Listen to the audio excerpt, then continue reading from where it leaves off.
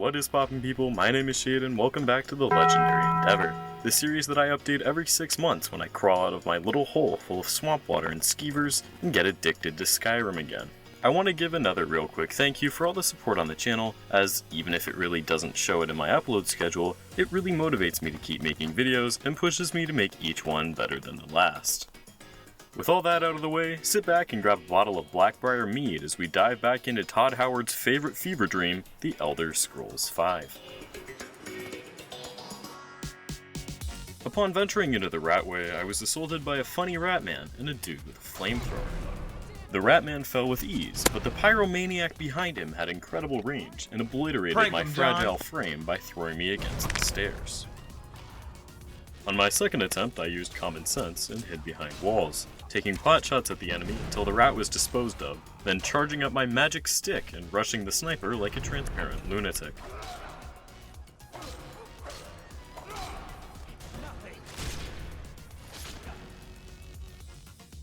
After Dave's lifeless, oddly stiff body face-planted into the stone sewer floor, I continued through the ratway maze, clobbering a lowlife and avoiding getting kebabbed. It's also at this point that I decided it would be best, for your viewing pleasure, to equip a torch, as lighting mods are great, but they turn the ratway into a series of impossibly dark, winding tunnels, ever snaking and intertwining to create a harsh, cold, crime-ridden hell to which there is no end or means of escape. So I pulled out a torch and reached the lair of a true legend. Guy in the Fist may at first glance appear to be a common lowlife with no discernible talents or gimmicks, but this of course is all a facade, as he beat the ever-loving shit out of me on my first few attempts. When he fell, I grabbed his gloves, as they're a surprise tool that will help us later. I inspected his home full of armed bear traps and a plethora of alcohol, and moved on deeper into the bowels of the tunnels. I imagined a woman, left a rat where it belonged, and admired the Ratway's newest modern art installation before setting future me up for success and entering Riften's wretched hive of scum and villainy. I ignored every single person in the Thieves Guild and ran straight to the next part of the dungeon. With the help of Lydia and Become Ethel, I was able to ward off the pathetic Thalmor spell swords and continue to Esbern's man cave.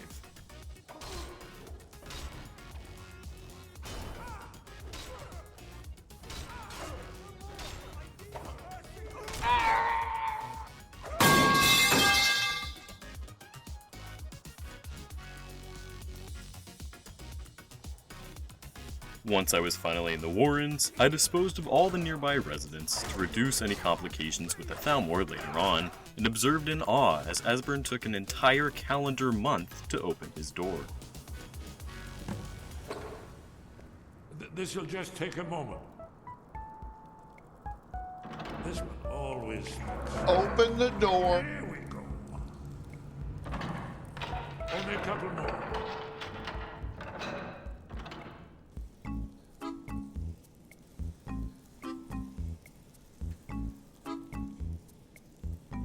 There we are. Come in. Make yourself at home. You serious? After a considerable amount of nihilist yapping, I managed to convince the old man to leave his filthy hole and visit the dinner guests for just a few minutes. I attempted death from above, got annihilated by the Sparkle Man, abused the fact that I have followers, got nuked and then zapped, watched Esbern beat a soldier into a pulp, and finally put the mage to sleep with a good old bop and drop.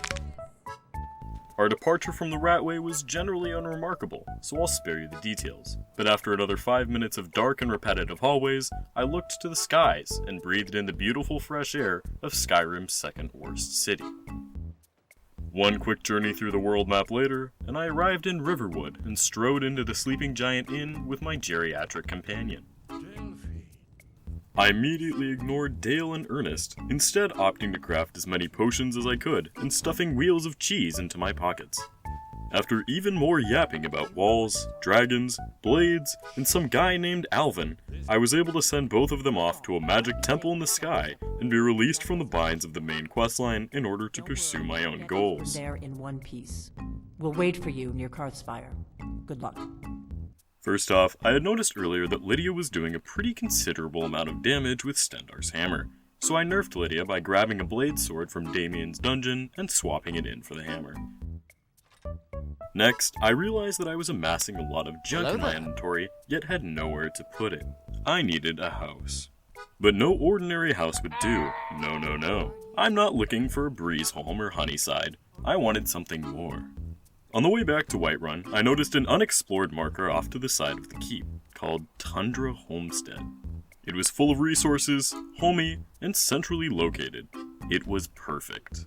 I sold off the loot I'd plundered from the Thalmor soldiers for some extra cash, and rushed to the steward to purchase my new home. I was flooded with hope and optimism. This was it.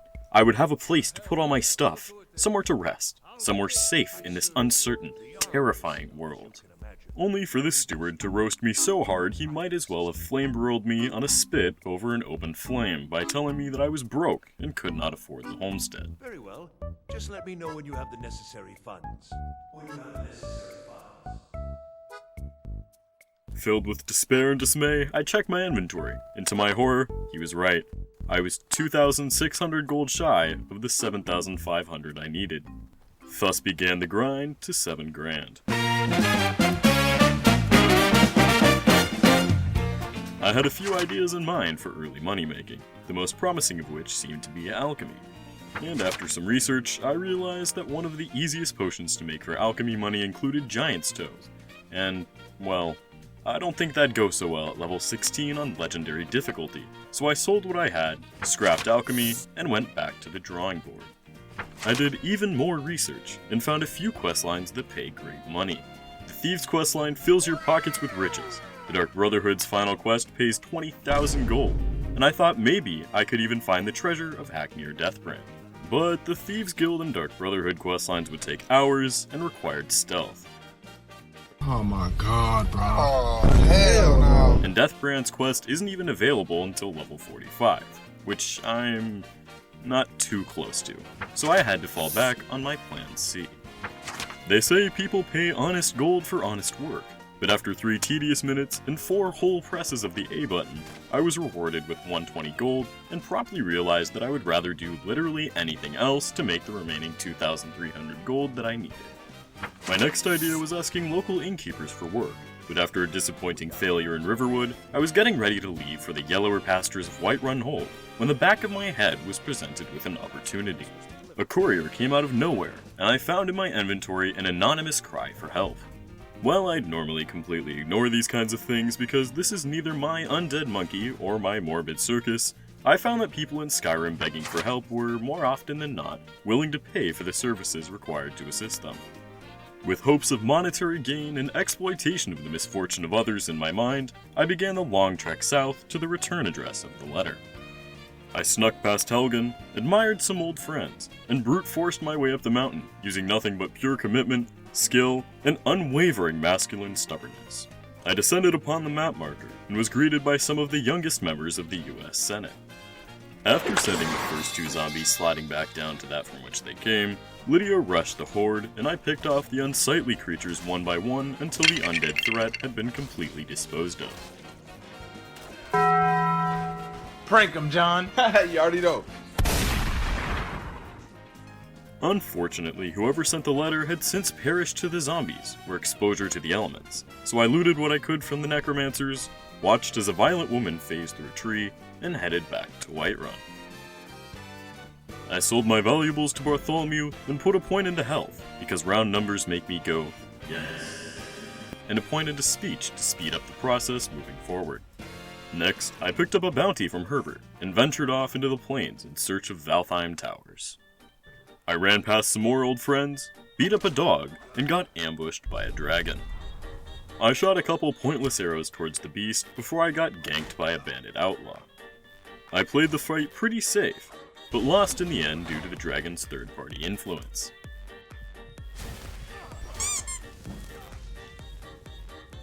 After spawning back into maybe the worst save, I waited until the dragon aggroed onto a distant target and focused on the outlaw.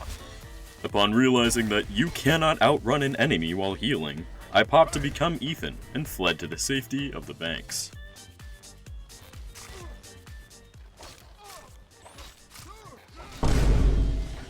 I don't want to talk about that. Okay. On my third try, I was lucky enough to have the dragon distracted with other targets, so I once again focused on the bandit outlaw. This time I used a small pile of rocks to completely shatter his strategy and crush my opposition with the sheer might of my superior intellect, and also this mace I found.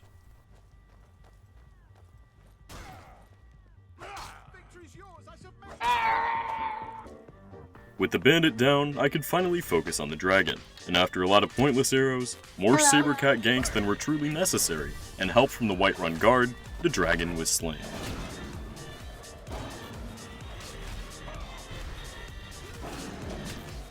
Bethesda must have been fond of this particular dragon, as they DM'd my Xbox and told it to drop my frames and crash my game before I had a chance to save my progress. It just works. One quiver of arrows, 2 saber-cats, and 10 minutes later, the dragon was put back in its place, this time crippling the resolve of Bethesda's developer team and allowing me to drop down to quick save.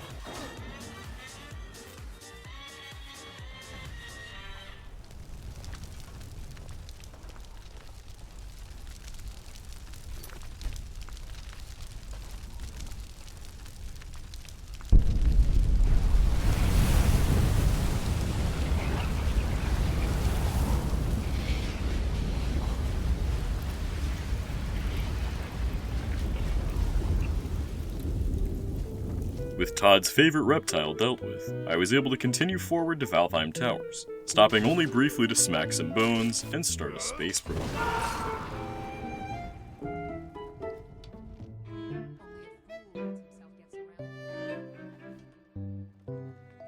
I was easily outmatched by the bandit thug guarding the front door, so I let her fight my second while I sniped the archers with my Thum.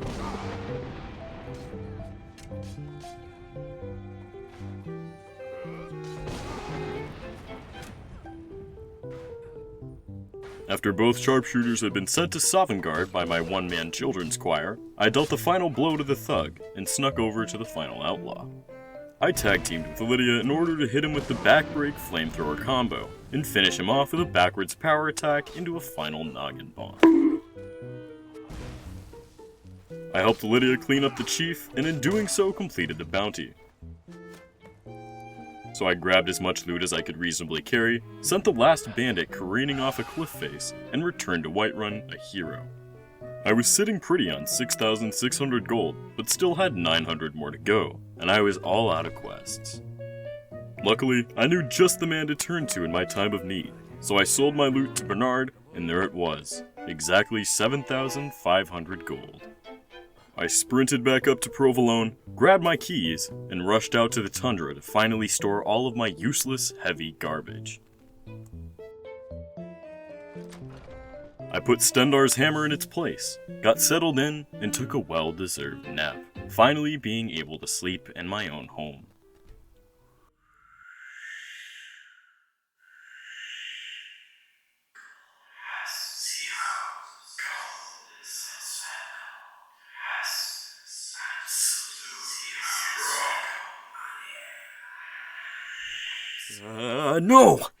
No. I couldn't rest until I'd reached my goals. I needed to get out of there and clear my head with a quest, and I knew exactly